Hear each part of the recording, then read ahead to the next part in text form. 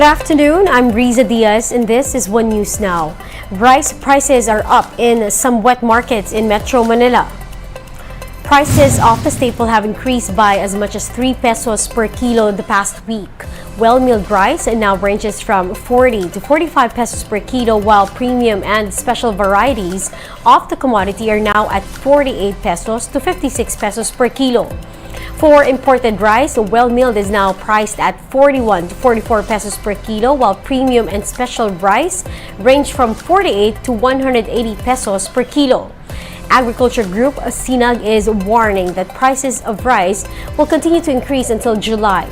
Earlier, the Department of Agriculture admitted that rice is more expensive now due to its improving quality and movements in both the world and local markets.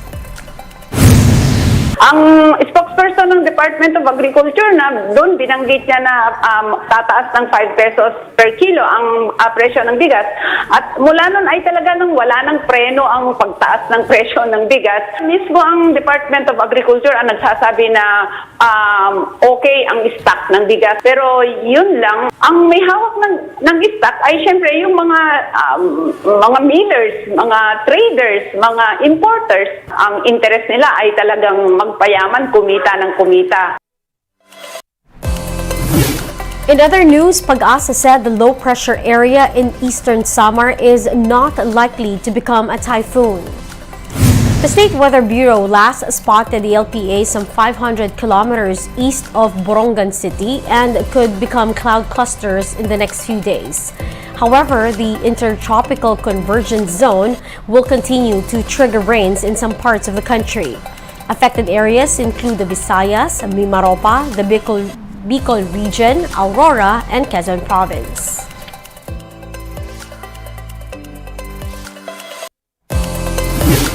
SIM card registrations in the country have reached the 100 million mark. The Department of Information and Communications Technology reports that as of Friday last week, a total of 100.26 million mobile users have already registered accounts. The DICT calls this, quote, a good number considering that the country has a population of 110 million. On the other hand, the National Telecommunications Commission says the figure makes up for nearly 60% of the total SIMs in circulation as of 2022. Now, with 1 month to go, the DICT calls on the rest of the citizenry to register their SIMs or face disconnection. The agency said it has given users enough time to comply, even extending the registration period to July 25. We're pausing for a short break on One News. We'll be back with more stories after that. Stay with us.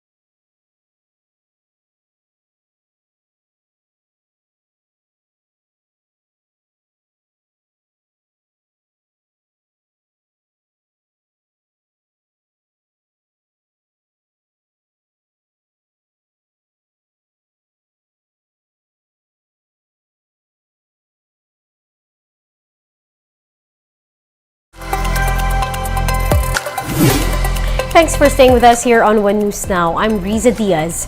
Former Defense OIC Carlito Galvez has been reappointed to his previous post as Presidential Peace Advisor. Galvez replaces Isidro Purisima as the Presidential Advisor on Peace, Reconciliation and Unity, the post he held during the previous administration.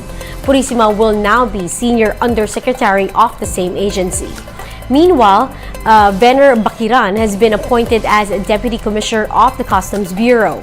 Now, this was the position he held when he faced allegations about the illegal entry of agriculture products into the country, which he had since denied.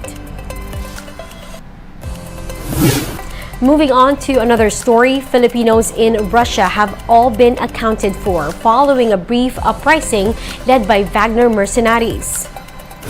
According to Foreign Affairs spokesperson Maria Teresita Daza, the Philippine Embassy is still closely monitoring the situation in Russia, even as indicators already point to a business-as-usual mode there. Most Filipinos are staying in the capital city of Moscow, while a handful are based in Rostov-on-Don, where Wagner's small army took over. Most of our Filipinos po are in the Moscow area, but we also have some Filipinos in the Rostov-on-Don and nearby areas. They've been contacted and they're actually and have been reportedly A-OK. So safe naman po sila. So here's a quick look at today's other top stories. The remains of the fatalities in the sinking of FB Genesis 2 have been brought to General Santos City. The 14 crew members who survived have also arrived in the province. Search and rescue operations are ongoing for 6 missing crew members. The vessel sank last Thursday off the waters of Baganga, Davao Oriental. Preacher Apollo Kibuloy seems to be unbothered by the recent termination of his YouTube channel, claiming persecution from the United States government. Kibuloy even dared his detractors to continue their attacks, calling himself bulletproof. The pastor's YouTube channel was taken down after a content creator questioned its existence despite Kibuloy's warrant of arrest. Cagayan de Oro City Representative Rufus Rodriguez has filed a resolution seeking the suspension of Cebu Pacific's legislative franchise. This is for what the lawmaker said is the airline's lousy and unreliable service. Last week, the Senate began its inquiry into a flurry of complaints against Cebu Pacific, including flight delays, cancellations, and offloading.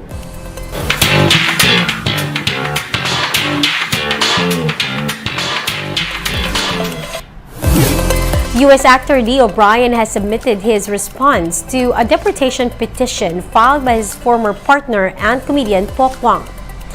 In his response, O'Brien said that he's not an absentee father to Malia, his daughter with Pok Wang. Recall that the comedian said it had been 5 months since she last communicated with O'Brien and that her former partner was remiss in giving financial and emotional support to their child. The TV host also alleged that O'Brien does not have proper permits to work here in the Philippines.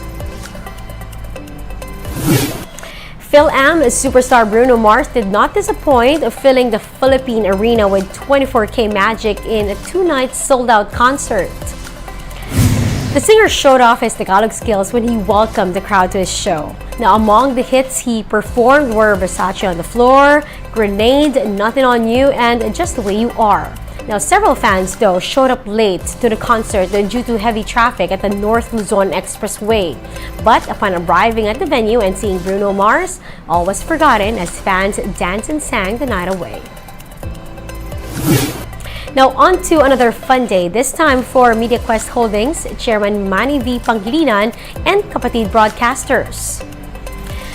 The get-together last Friday was attended by managers, anchors, and hosts of programs from One News, 1PH, True FM, and TV5. These include Luchi Cruz Valdez, who's also head of News 5, Jay Taruk, Senator Rafi Tulfo, and Cito Beltran. Also present in the gathering were Kathy Yang, Ted Filon, Corina Sanchez, as well as Carla Estrada. One News will be back with the latest stories at 6:30 p.m. I'm Riza Diaz. We are One News.